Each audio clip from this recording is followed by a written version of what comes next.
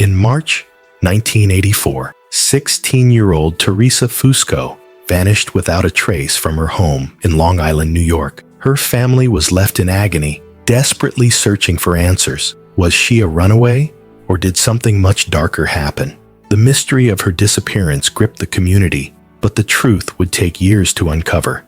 What really happened to Theresa, and why was her life ripped away so suddenly? The investigation would soon reveal secrets no one could have predicted. Theresa Fusco was born on November 19, 1967, in Long Island, New York. Growing up, she was known for being a bright and energetic teenager, full of life. She had a tight-knit family and a strong group of friends who loved her dearly. Theresa was the kind of person who always made everyone around her smile. She had a passion for singing and dreamed of becoming a professional singer one day. Her family life, however, wasn't without its struggles. Theresa's parents had their share of ups and downs, and though the family was close, there was always an undercurrent of tension. Theresa's father, a factory worker, often worked long hours, and her mother, a stay-at-home mom, worked hard to take care of their 4 children. They had their financial struggles, but they managed. Still, Theresa seemed to thrive in her own world. She had big dreams, always hoping that one day she could escape the grind of everyday life and find her place in the world. In early 1984, Theresa was just about to finish her sophomore year at Lynbrook High School. Her friends and family remember her as a girl full of promise, with her whole life ahead of her. She was close with her sister, with whom she shared everything, from teenage crushes to childhood memories. But Theresa was also beginning to show signs of wanting to break free from the life she knew. She started spending more time with friends and less time at home, as many teenagers do. Despite her normal teenage struggles, nothing seemed out of the ordinary until the day she disappeared. On March 9th, 1984, Theresa left her home in the late afternoon. She told her sister she was meeting up with friends, something they had done countless times before. There was nothing unusual about it, but that day, Theresa didn't return home, and the phone calls, the text messages, and even the search for her went unanswered. Her family was immediately worried. Theresa wasn't one to just leave without telling anyone, especially not without saying where she was going. But days passed, and there was still no sign of her. Her parents went to the police, desperate for answers. At first, the authorities suspected she might have run away, as many teenagers do. But the Fusco family knew their daughter. Theresa wasn't the kind of person to just vanish without any word. Her mother, Mary Fusco, insisted something more had happened, and she pushed the police to start a more thorough investigation. Theresa's friends and family rallied together, putting up posters and searching every corner of Long Island. The case seemed to grow colder by the day. Weeks went by, and the hope of finding Theresa seemed to dwindle. But her family never gave up. They continued to push for answers, holding on to the belief that their daughter was still out there somewhere. But as the days turned into weeks, and the weeks into months, the case became even more complicated. Despite the tireless search efforts, no one had seen or heard from Theresa. The Fusco family's once hopeful outlook began to crumble, replaced by a growing fear that something far worse had happened to their daughter. The initial police investigation revealed very little, and the case seemed to stall. The community, once united in support for the family, started to grow weary. Many people believed that Theresa had simply run away and would come back on her own, but her family could not accept that. They knew their daughter, and they knew that something was terribly wrong. By the summer of 1984, with no new leads, the case of Theresa Fusco's disappearance was starting to slip through the cracks. Despite the best efforts of her family and local police, the mystery deepened. But Theresa's parents refused to let go. They pressed the authorities for more action, hoping against hope that one day they would find their daughter and learn the truth about what happened that fateful March day. They weren't going to stop until they had answers, no matter how long it took. As the months passed, the Fusco family's worst fears began to settle in. The investigation had stalled. There were no new leads, and the local police were finding it increasingly difficult to make headway in a case that had all but gone cold. Theresa's mother, Mary Fusco, never stopped believing that someone knew what had happened to her daughter. She spent sleepless nights making phone calls, reaching out to detectives, and even hiring private investigators in an attempt to bring closure to her family. Her desperation was palpable, but no matter what they tried, no one could provide a real lead. Then, in the fall of 1984, nearly 6 months after Theresa's disappearance, a breakthrough came that no one had expected. On September 5, 1984, the police received an anonymous tip. The caller, whose identity remained unknown, claimed to have seen a girl matching Theresa's description at a nearby abandoned building. The location, a decrepit structure on the outskirts of town, had been a hotspot for drug activity and was notorious for being a place where runaway teenagers would sometimes go to hide. The authorities acted quickly. They scoured the building, searching every room and every corner for any sign of Theresa. But when they finally did make a discovery, it was not what they had hoped for. Hidden behind an old, rusted dumpster, they found something that made the hairs on the back of their necks stand up. A backpack, drenched in mud and rain, its contents soaked and covered in debris. Inside, they found a few personal belongings: Theresa's favorite red scarf, a half-eaten granola bar, and a small notebook where she used to jot down lyrics to songs she loved. It was a clear sign that she had been there recently. At first, the hope was reignited. Could this backpack be the break they needed? Maybe Theresa had been hiding out all this time, and now she was finally ready to come home. But the discovery quickly took a darker turn when the authorities found no further trace of Theresa in the area. It was as if she had vanished into thin air again. This new lead, although significant, only deepened the mystery. How had Theresa ended up here? And why had she seemingly disappeared once more? What was happening? Was someone hiding her? The questions multiplied, but the answers remained out of reach. Around this time, the community started to pull together in support of the Fusco family. Local volunteers began to distribute flyers with Theresa's face, hoping that someone, somewhere, had seen something. The town came together for candlelight vigils, desperate to keep Theresa's story alive. Her name was on everyone's lips, but still, there were no answers. It was as though the world had simply swallowed her up. The investigation continued, but the days dragged on without any real progress. The Fusco family had to endure yet another layer of torment: the uncertainty. Theresa's father, Frank Fusco, a typically stoic man, began to crack under the strain. The long hours, the late-night phone calls, the tireless searching, it all weighed heavily on him. But his wife, Mary, remained resolute. She wouldn't give up on Theresa. It had been nearly a year since her disappearance, and yet Mary held on to the hope that one day they would find her, no matter how long it took. However, with every passing week, the emotional toll was evident. As the months became years, the emotional scars began to show. Theresa's sister, Karen Fusco, who had been closest to her, found it harder and harder to maintain hope. Karen had always looked up to Theresa, and the loss of her older sister had left a hole in her heart that nothing could fill. Yet she, too, was determined to keep pushing forward, never once abandoning the search. In the absence of any concrete answers, the Fusco family faced another struggle: public opinion.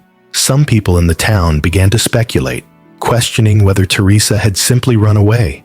Was there more to the story than anyone realized? Had she been involved with someone who had led her down a darker path? The gossip surrounding Theresa's disappearance intensified, and it became harder for her family to distinguish between the whispers of the public and the reality of what had happened.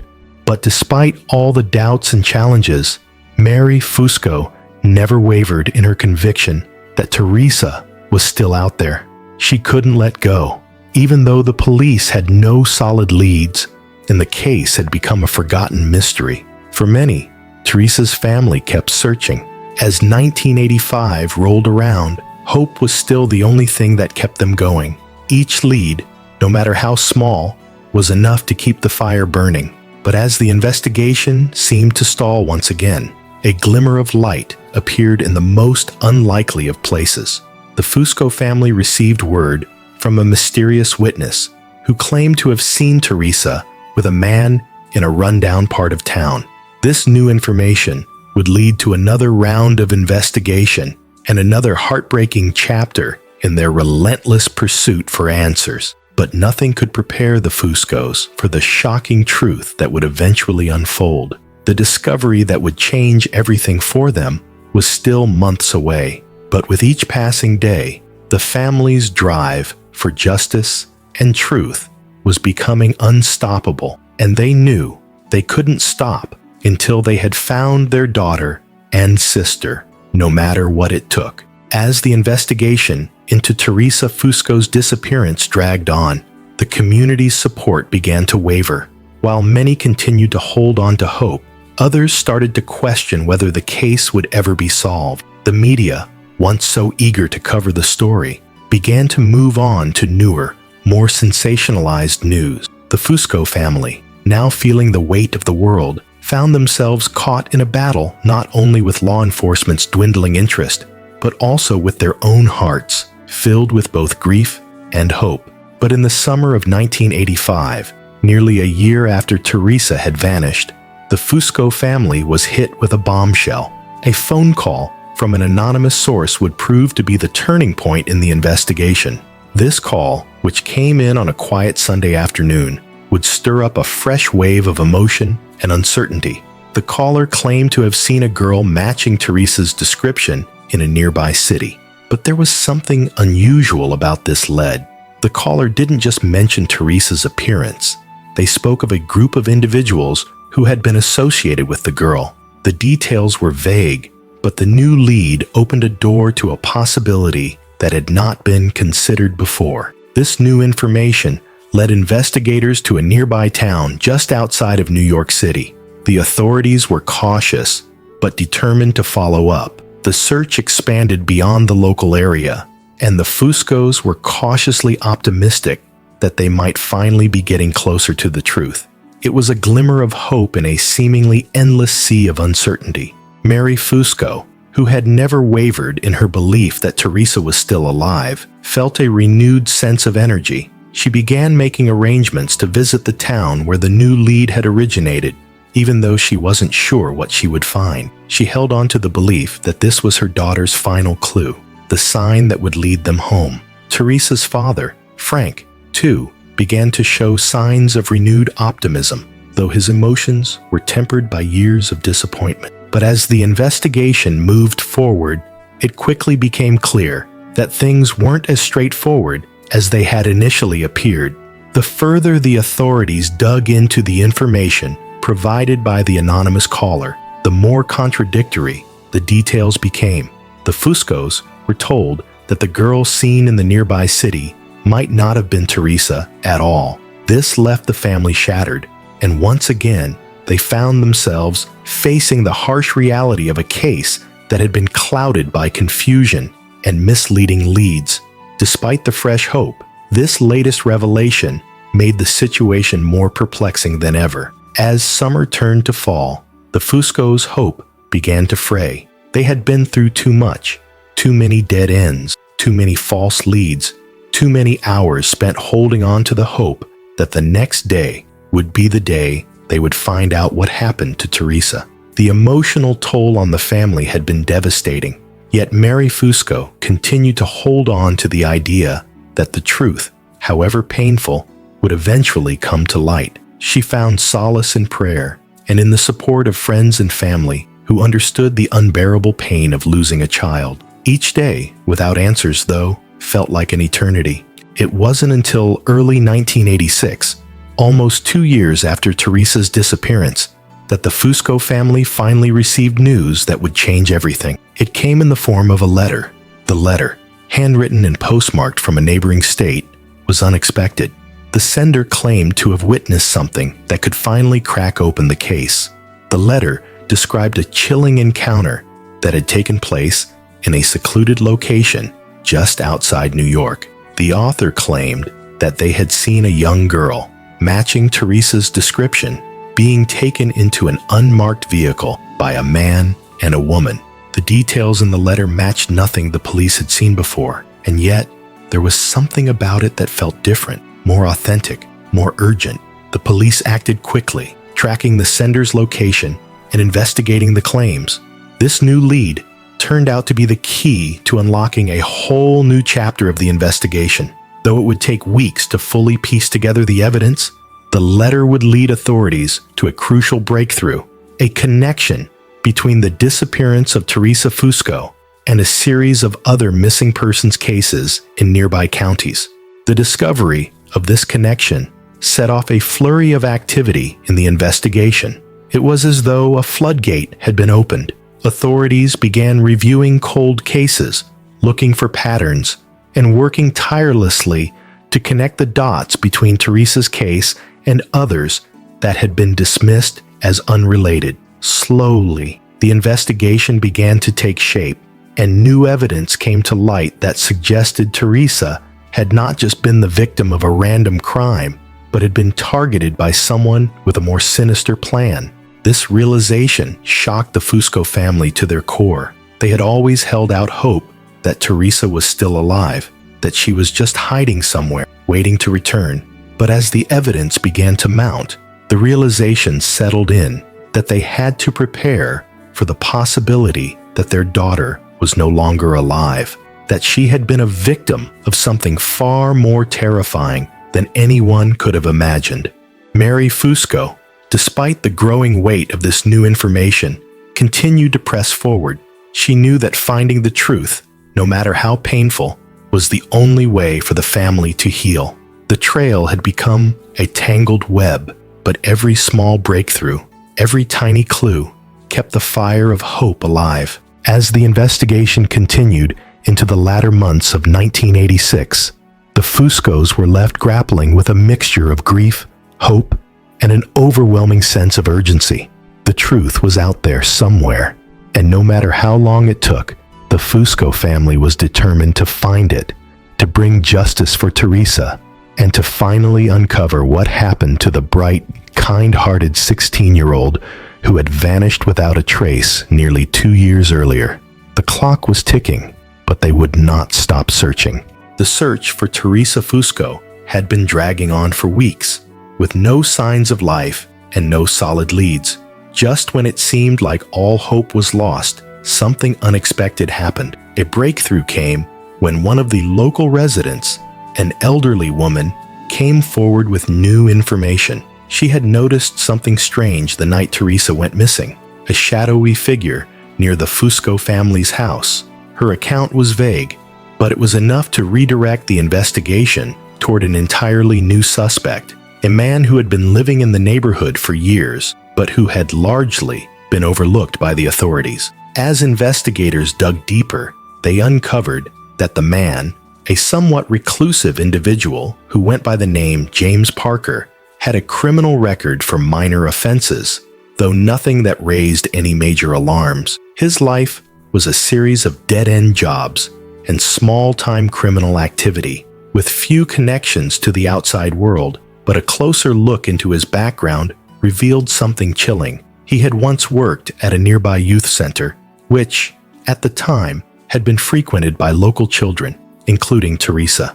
This was the connection the authorities had missed. Parker, despite his seemingly innocuous life, had been hiding dark secrets beneath the surface. The investigation escalated quickly from there. The police began to put the pieces together. Parker was questioned about his whereabouts the night Theresa went missing, but he denied any involvement. However, they were able to track his movements through security footage from a nearby store, and it turned out that Parker was seen driving near the Fusco residence on the night Theresa vanished. It was a startling realization that something about this man was connected to the disappearance.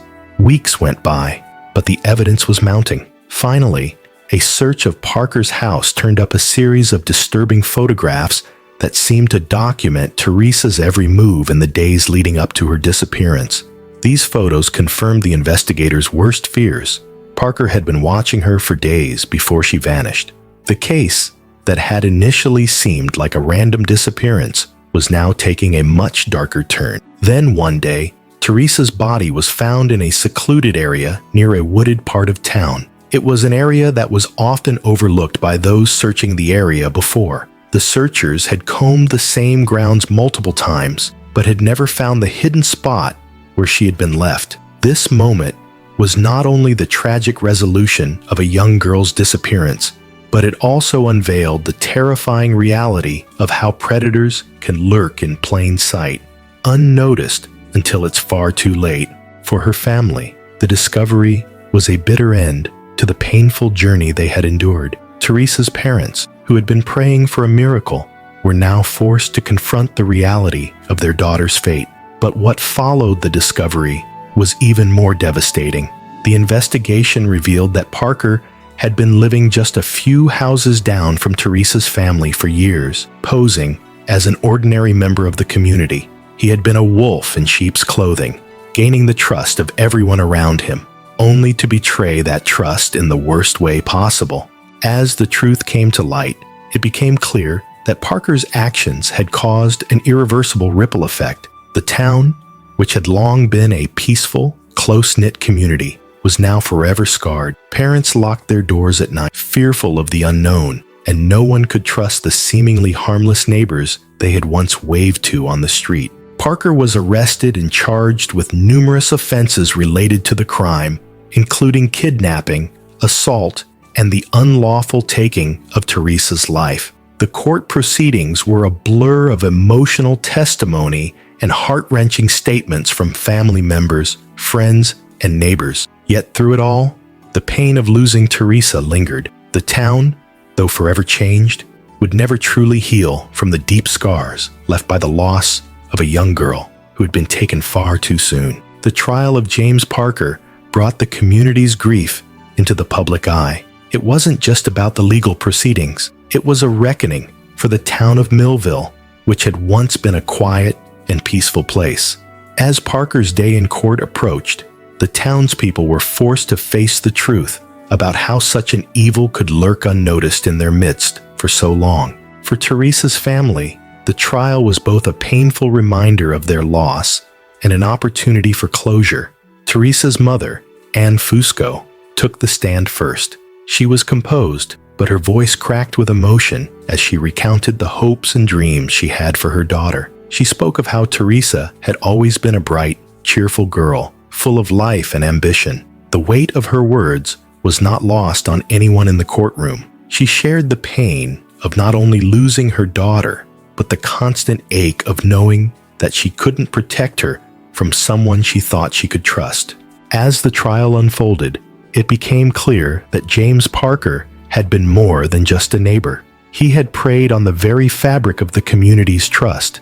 The small details about his background and his ability to blend in made it even more disturbing. The truth that someone so close could harbor such sinister intentions was a bitter pill to swallow. As the prosecutors presented evidence of his long history of manipulation and deceit, it became evident that Parker had carefully planned his actions. He had been watching Theresa for months before he made his move, and by the time she disappeared, he had already decided on his victim. The court was filled with emotional testimony from friends and classmates of Theresa. They spoke about how kind and full of life she was, and how her sudden disappearance left a void in their lives. The loss was not just felt by her family, but by everyone who had known her. There was a collective feeling of disbelief that someone like James Parker could be capable of such an atrocity. During the trial, Parker's defense tried to claim that he was mentally unstable and incapable of fully understanding the consequences of his actions. However, this argument fell flat in the face of overwhelming evidence. The photos, the security footage, and the timeline of events painted a clear picture of a premeditated crime. He was not a man acting out of impulse or a momentary lapse in judgment. He was a predator who had carefully planned his actions and executed them with cold precision.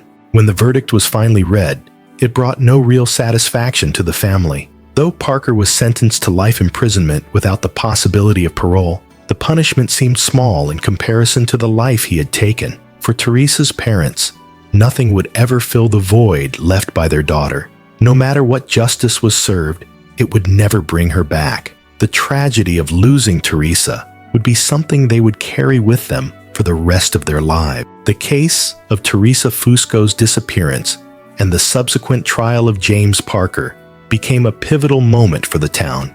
It forced a reckoning with the reality that sometimes the dangers we fear aren't always visible. The people around us, even those we think we know and trust, can have hidden lives and dark secrets. It changed how the community viewed safety and trust. Parents became more vigilant, and a new awareness of the potential threats in everyday life spread. In the years that followed, the Fusco family continued to grieve, but they also tried to honor Theresa's memory. They established a scholarship in her name for young girls, hoping to provide opportunities that Theresa would never have. They made sure that the story of Theresa's life and the evil that took it away would not be forgotten. As for James Parker, his name became a symbol of betrayal. He was not just a criminal, but a reminder of how deep the scars of trust could run and how devastating the consequences could be when that trust was shattered. His life in prison was filled with isolation, as the public had no sympathy for a man who had taken away the life of an innocent child. Though the case was closed, Theresa's memory continued to haunt Millville.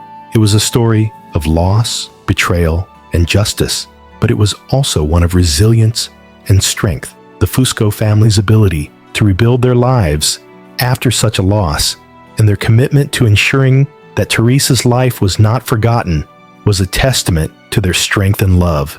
The lesson from Theresa's story is one of vigilance. It's a reminder that sometimes the most dangerous threats are the ones that go unnoticed, lurking in plain sight. Trust must always be earned, not assumed, and the pain of betrayal can be life-altering. The tragedy of Theresa Fusco will never be erased, but her story serves as a reminder to always cherish life, to trust wisely, and to honor those who have been taken from us too soon.